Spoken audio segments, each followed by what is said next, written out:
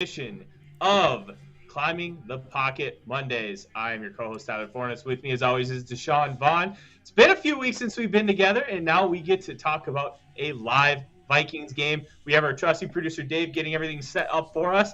Deshawn, are you excited to see the Vikings give up more points within the last 2 minutes of the first half? I feel like we just get set up every week. I don't know what happens, but every week we just get set up in a position to give up points at the end of 2 minutes. It's weird how this works out. It's like destined every single time. Yeah, like when you talk about the stat, I'm not gonna bury the Vikings for allowing points like this. The Bears got the ball with like 7 minutes left. It's just you got to be able to close the drive. You're ahead of me. Tweets out. Oh, come on. That's a fumble. What? Did they get that to us? Right. He didn't get that back. It does not look like he got that back.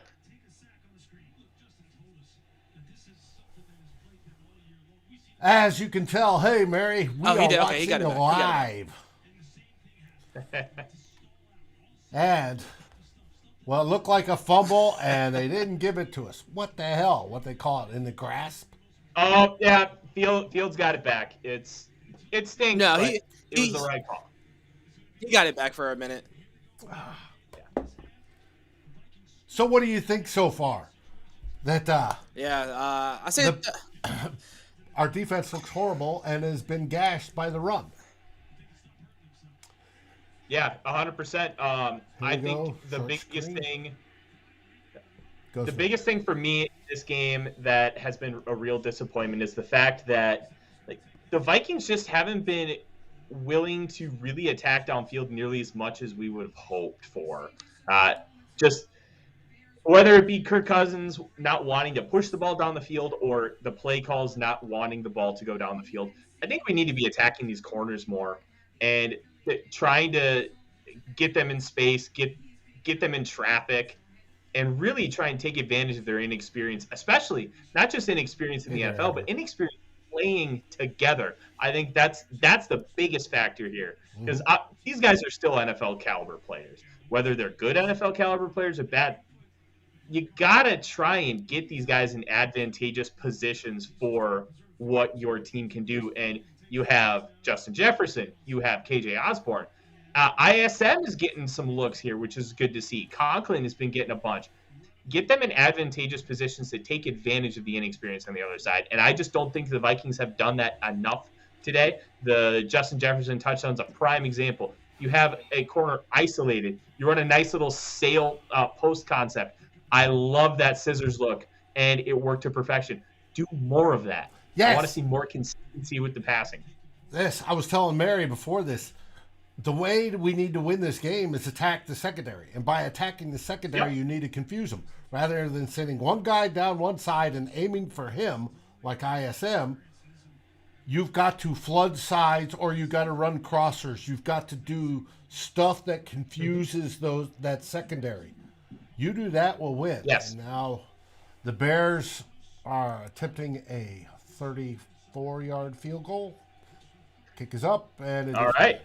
Bears are on the board. I think I'm pretty okay with the amount that they've done downfield. So I actually want to give Kubiak a little bit of credit because it's really easy to come into the game and say we should just attack the secondary, but the offensive line has been overmatched. I mean, Akeem Hicks is having a good game. Robert Quinn is having a good game. So it's very easy to come in and say you want to attack the secondary, but everything starts up front first, and you can't consistently block. You're going to have an issue. Now, they have taken their chances. They haven't been successful on all of them, like the Conklin play, the ISM play. And I think they tried like one more and didn't get it or something like that. So I'm okay with the amount they've done it. Obviously, you wish they would connect, but it has to be a happy medium because the Bears pass rush is still getting to Cousins. I mean, they have 2 sacks and I think pressured him like maybe once or 2 other times. So you still have to be careful because your offensive line isn't holding up super great, but you still want to be able to attack downfield, which I feel like they've done. They got a touchdown out of it. Obviously, you want to see them get a little bit more, but you don't want to come out and just start throwing the ball downfield all the time because then that defensive line is going to get some confidence. They're going to start getting after Cousins. And that's not where you want that game to be at, especially with them getting the ball back at half. I think there's a lot of merit to what you're saying here, Deshawn, and I want to kind of preface my rebuttal, I guess you would say, with I don't necessarily think it's been bad in what they have done so far. I just wish that they were, as I kind of mentioned earlier, doing more to try and take advantage of stuff downfield. Like we talked about, running floods, get guys in traffic. Why aren't we trying to run picks with crossers? Run some mesh. Like, obviously that's some underneath stuff, but take advantage and be advantageous of what their weakness is, and that's in the secondary. I think we can do a little bit of both. The offensive line hasn't been perfect tonight, but Kirk Cousins needs to be better at reading that pressure. That sack that Akeem Hicks had early in the game, he just kind of collapsed with everything in front of him. And he's got to be able to sense that. He's a 10-year veteran in the National Football League. And for me, that's the most frustrating part, because you could easily have at least one less sack here in this game. I think it's got to be a combination of everything you're saying and then everything I'm saying. They need to be a little more calculated with how they're running these concepts. They need to protect better. It's just frustrating because we should be boat racing these guys, and it's a 10-3 football game. And I think that's the long and the short of it. This team should be boat racing them, and I don't know. Well, we'll see what happens with the Vikings get the ball. There's about 1:30 left on the clock, but the Vikings somehow have no timeouts. It's like PJ Fleck is coaching this football team. It is, and it's frustrating. Mm-hmm. And we're waiting for the kickoff. Yeah, you guys are both like 25 I think seconds we'll have to see what they do. On Hulu. I'm watching live broadcast. Boom. Up goes the kick. Yeah. Wangu takes it about a yard Davis in. ahead of me. He's out to 10, 12, 15, 20, 25, 30. Out of bounds to about the 33. Good run back. Yeah, on my end with Hulu TV, hasn't even kicked yet. Well, We'll keep you updated, Tyler. Most You're of the good, time, man. I'm the one streaming and behind everybody who's watching it local. There's a few questions we want to hit up real quick that I saw. G-Mac asked, so do we allow a score every game? Not every game, just like 10 or 12 of them. There's one or two. Yeah, just like most of them. At least one that we didn't. Andrew talked about the run defense looking weaker. I think it's that and tackling. Doug here pointed out, I thought was brilliant. Once again, we're playing down to our opponent. Yep. And we shouldn't be. It's I don't know. That Bears front seven is still good, though. I feel like we're really downplaying like that. They still have good players on the front seven of their. Strip. I mean, all right. Darrisol hopped. Yeah. Well, now here's my question: is Roquan Smith hurt, or is he playing in this game? Because I haven't seen or heard from him yet. No, he's playing. He's playing. He's playing. Okay. I heard his name called earlier. And Robert Quinn is giving Darrisol the business. Okay. Robert Quinn floats it up there to an interception. What the hell was he doing? There was no receiver there. It was an arm punt Kirk on Cousins second is back down. to prime time, Kirk. Let's go. Like, Quinn is not consistent, but he still has the ability to do that on a semi-decent, like, semi-regular basis. Mary, you saw that. What is Kirk doing here? I wonder who was supposed to. There was nobody there. That's like a Taysom Hill throw. You remember that game where Taysom started against the Falcons last year when he threw it like 50 yards? Okay. And it went like 100 yards Jefferson up in the air. That's still a bad throw. Jefferson got tripped. Jefferson would have had a step. But it was incidental contact. All right, that's not really on Kirk. Jefferson would have had a step, and it was a 50-50 ball, but he got tripped. That sucks. Yeah, they should have called illegal contact on that, but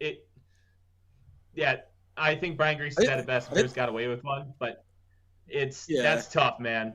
And here goes Chicago on their 2-minute offense. First down, gets 7 yards. And here's my issue here. Like this is, and I think Dave, as you that mentioned earlier, that we play down to our opponent. It's the Mike Zimmer way. It's the Mike Zimmer 500 strategy. We're gonna play up to our opponent, or we're gonna play down to our opponent. We're never just gonna play a boat race or just absolutely annihilate another team. Infuriates me. It's frustrating. Oh, it infuriates me too. Like this is a team that needs to kick ass. Good stop by Like Harrison. the best thing for a defense is to have like a huge lead, because then Zimmer can get all fun. They can get all fun, and linemen can pin their ears back. And... Yeah. 75 points in the final 2 minutes of the first half. That's all-time putrid. Considering how good this team is on third down, it's amazing that number is as brutal as it is. 37 seconds left. 3rd and 2. Chicago has the ball.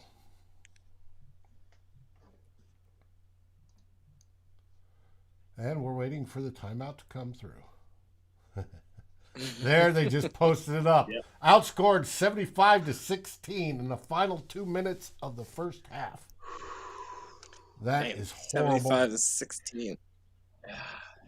You know, just after reading that stat, I need to pour myself a nice glass of bourbon. 4th down. I bought Dave. I bought those little ice cubes, like the big blocks, to drop into the glass, and I am excited. Oh, good. Good.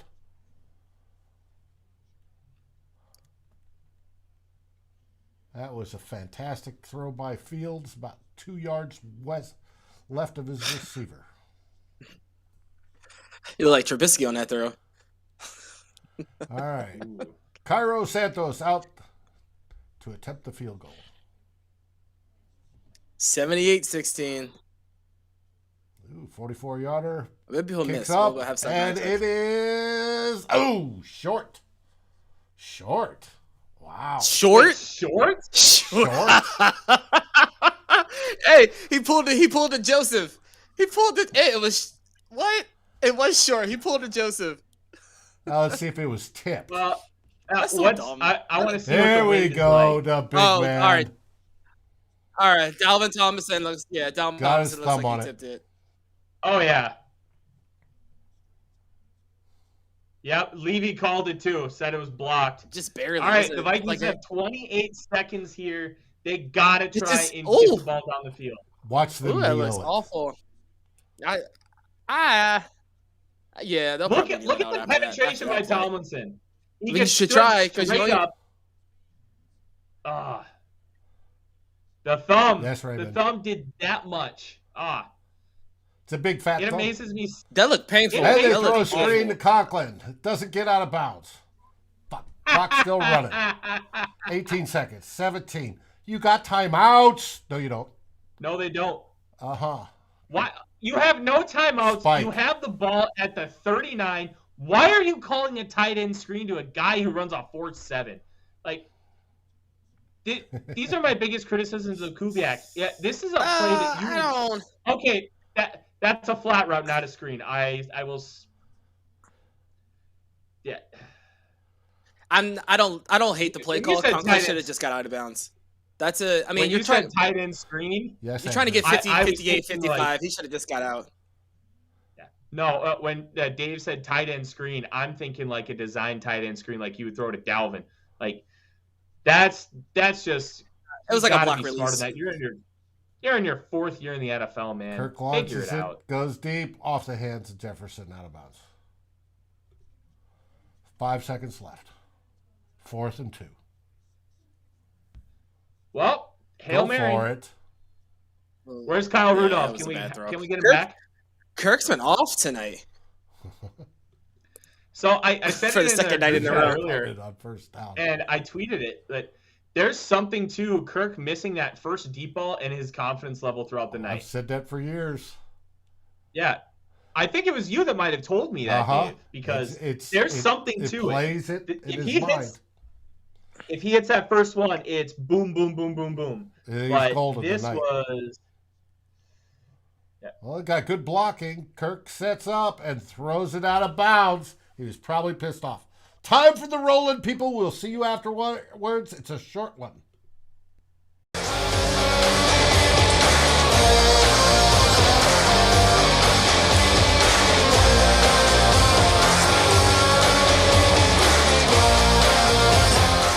show features Tyler Forness and Deshawn Vaughan as they talk your Minnesota Vikings with you, the fans.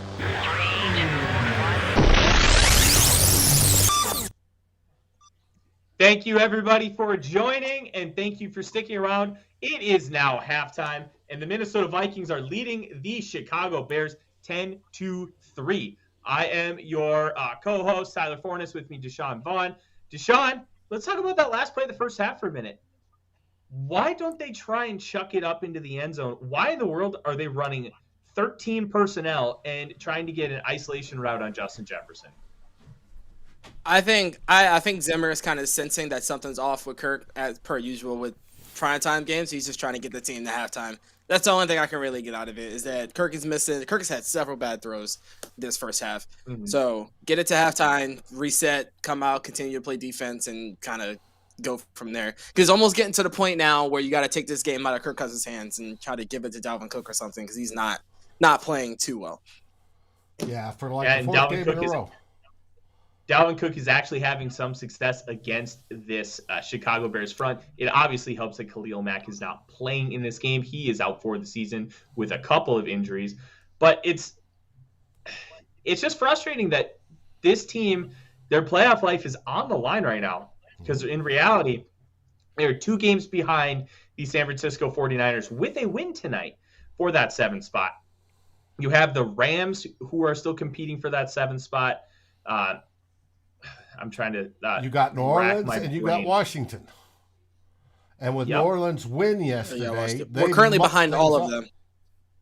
Mm-hmm. Well, we're still ahead in the tiebreakers on New Orleans, but New Orleans got an easy schedule out the remaining 3 games.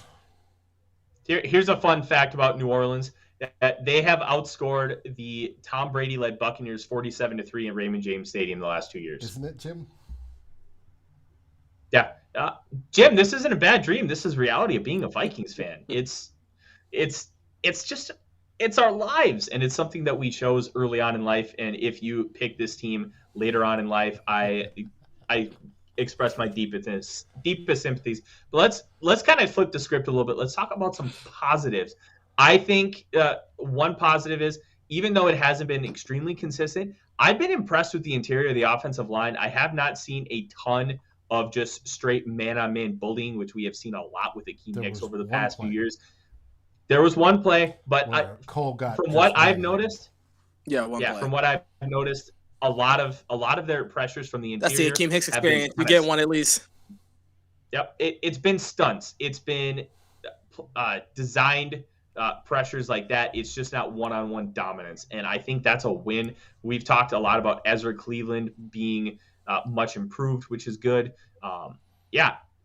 We should be up more than 10-3, but this is a Vikings football game in prime time with Kirk Cousins and at Soldier Field, where ghosts of Soldier Field's past are here to haunt us. Deshawn, what have you seen from a positive light about this Minnesota Vikings performance thus far? And Deshawn froze. Positive stuff. I have to frozen. No, you're good. You're good. Keep going. You're interrupted. Keep going. All right. I think I'm gonna go defense. The run defense hasn't been solid all the time, but they've been good at times, enough to not be gashed all the way up and down the field, which is encouraging, something that we haven't seen from them entirely too much. Cam Dantzler is not having a horrible game. He had a nice fumble attempt. Cam Dantzler has a good amount of turnovers his first 2 years in the NFL. I think he's like 5 or 6 or something like that. So that's something to look forward to. Sheldon Richardson's having a good game. Michael Pierce is having a good game. Dalvin Tomlinson blocks a field goal. So you're having your big guys step up and do good things. And that's kind of what you need when you don't have solid players at every single position. So that's the positive. I think for the offensive side of the ball, I didn't think that Thielen not playing would have this big of like a impact on this game, but you can tell Cousins is just not comfortable. Like, he's really missing his like chemistry with Adam Thielen. So I think that's why we're seeing a 10-3 game. Because that throw to IFSM was just like, it was off. It just looked like something they just haven't done. And then again, when he had, one throw I think he threw to Tyler Conklin, like streaking up the sideline when he had like ISM about to come open across the middle. I think he throws it up to stealing, but it's not. So he ends up taking the deep shot and he doesn't get it. So Cousins is a rhythm guy when it comes to his wide receivers. He likes to throw to the same people, the same 3 or 4 people all the time. So when you have a guy who accounts for such a large target share not in the game, Cousins struggles. And hopefully that doesn't affect us too much. And the Bears can just kind of double Jefferson and force Kirk Cousins to make other throws. But we'll see what happens. Yeah, I think you kind of hit the spot on right there, Deshawn. He's a rhythm guy, and he's very comfortable in throwing to certain people. And we kind of talked about a pregame, the fact that, we don't need Thielen tonight. We really should have seen this coming because this has happened before with Kirk Cousins. Just think of the Denver game a couple years ago where we had that massive comeback. And then in the second half, he just targeted Diggs. Well, that first half, he looked like he was really missing Adam Thielen. And there were a lot of struggles. And obviously, we were down 20-3 at the half. So we're kind of seeing some very similar things here tonight. Very, very frustrating, the fact that KJ Osborne really stepped up early in the season, and then for whatever reason, whether it just be game flow or just him as a player, his performance has kind of valleyed a little bit. And we really need to see him try and step up in the Adam Thielen role. Whether that's on him or on Kirk Cousins, I think is a really good discussion that we can have another day. But something needs to change at the half. Kirk Cousins kind of, for lack of a better term, just needs to use his balls. Start throwing to guys. You see Wayne put too many times. 17 was wide open in the middle. Mm-hmm. And that goes to Deshaun's point that there is just not a comfort factor in chemistry with these guys like there is with Adam Thielen. And you can't fake chemistry. Unless you're Brett Favre or Case Keenum, or screw it, I'm just going to yeet the ball up and you just figure it out. Like, Kirk doesn't have that. He's never had that. He's an incredibly calculated thrower. He will make some decisions where it's like, no, I'm going to fit this in here. But he has faith in the guys that he's throwing to when he makes those decisions. He is not I'm just going to yeet this up and hope it works. And sometimes I really wish that he had some of that, because I think it would make this team a lot better, and it would make Kirk a better quarterback for having that kind of faith in players. I like what Dennis just said about loved Richardson thanking Zimmer for believing in him. Yes, I do believe that's one of the reasons Richardson wanted to come back. Yes, Zim will have to remember that from his ranch, but yes, it's true. Listen, Dennis, I got to say that last part of that comment was fantastic. As David's reading off, I'm reading the comment, and it's beautiful. It's beautiful. I hope Zimmer drives him around in his nice little Polaris Ranger and shows him all however many acres he has and the gloriousness that is Kentucky. I got a hunting stand over in this tree, one over there, type stuff. You talked about the run defense, Deshawn. Do you know that Chicago's gone over 100 yards already, and it's only one half on the ground? Jesus. No, it's been like plays here and there, but I feel like when it matters most, and it's been like this with this defense all season until the second half. Second half, things just fall apart. When it matters most, they kind of shore up a little bit, and they don't allow teams to run like in the red zone, which we've seen them get stonewalled a couple times. So in the middle of the field, things aren't great. And I think the Bears are really just running some great concepts. And David Montgomery is making some great cuts. There's been times where I'm seeing him hit the second and third hole, and guys just aren't able to make tackles. So David Montgomery is doing a fantastic job, but the defense is also kind of counteracting that a little bit and not letting it turn into the point where they're controlling the football game. They're still forcing Justin Fields to beat us, and that's where you want to be with the Bears. And Fields is not doing a great job of it. So as long as they can do this bend, don't break kind of thing, they can like stay like at this kind of score. But Justin Fields is a special player. I mean, whether he's that great of a quarterback yet or not, he's a great athlete. He's going to make a play at some point in time that's probably going to score some points. So we're going to have to come out and put a little bit of distance in between us so that doesn't make it a one-score game. Absolutely, Deshaun. And I think the big thing with Justin Fields is he is such a good athlete that it can help him compensate for the fact that he's still learning how to play the quarterback position at the National Football League level. You think about guys in years past, Michael Vick really didn't figure out how to play the quarterback position until he got to Philly after his prison stint. But he was so good and dynamic as an athlete that he was able to really compensate for the fact that he even admitted it in his 30 for 30. He never watched film. He never really cared to be a student of the game. But once he figured it out, it was amazing that what kind of difference it made once he got to Philly. Josh Allen, like, just remember his second start against the Minnesota Vikings, where he leaped over Anthony Barr and they boat raced us. Allen was still learning how to play quarterback because he was incredibly inaccurate with no weapons at Wyoming. But he was able to use his athleticism to be a 6-5 quarterback his rookie year. And then now he's the second highest paid quarterback in the league. I think with what Fields is able to bring to the table, and we talked a lot about it on Mock Draft Mondays, which will be back here in a few weeks, how incredibly talented and gifted as a passer he is. Well, it's you can do a lot of things at Ohio State and you play great defenses, but when you go up against a Mike Zimmer who's just gonna F your shit, like, and give you all these kind of unique blitzes, designs, concepts, just pre-snap and post-snap looks, you're going to have to rely on your athleticism a little bit until you really start to adapt to the speed. So It depends. Can Fields make a throw? Thomas, we asked that question about Cousins a little while ago, and I don't know why he seems off, has for the last few games. Now, I want to bring this one up because you guys talked about this. Did anyone think Dantzler's missed tackle was missed the tackle and accidentally hit the ball? That really the benefit of the doubt. We're gonna give it to him. Let's not do this. We're gonna give it to him. He made a play. That's all that matters. He did make a play, but I think, and it's one of the things I talk about a lot, it's about process, and utilizing good process will yield you good results. I don't think the tackle was good process. I think he just kind of flung his body at Fields, and you can say, hey, Fields juked him out of his shoes, and then he just like, you know what, I just need to at least get something on him. Like that's a fair argument. I think he could have done a little bit more to try and make a better fundamental tackle. It worked. I'm not going to complain about it a whole lot more than that. I just wish he would have used a little bit better process in order to get there. Mm-hmm. I agree with you. He threw that needle at him. Couldn't handle the ball down. Break down and wrap. He found the haystack, Deshawn. All right, well, the game is about to come back. Let's kind of wrap up our thoughts here and kind of give our predictions for the second half. And then we can send these people back to ESPN and then come back for the final score at the 2-minute warning of the fourth quarter. Sean, what are you looking to see the second half?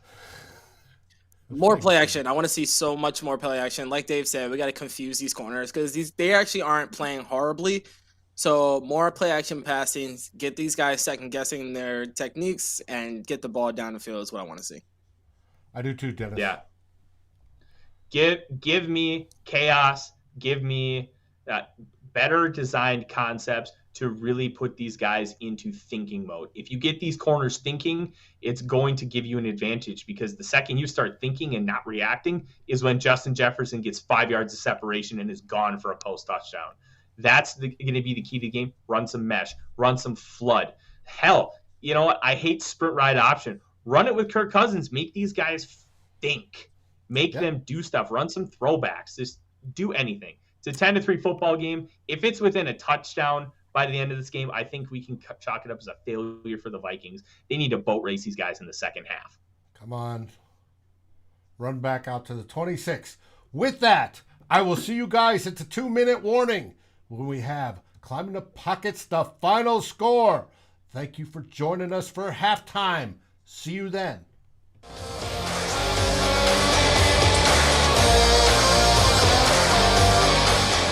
Thanks for watching.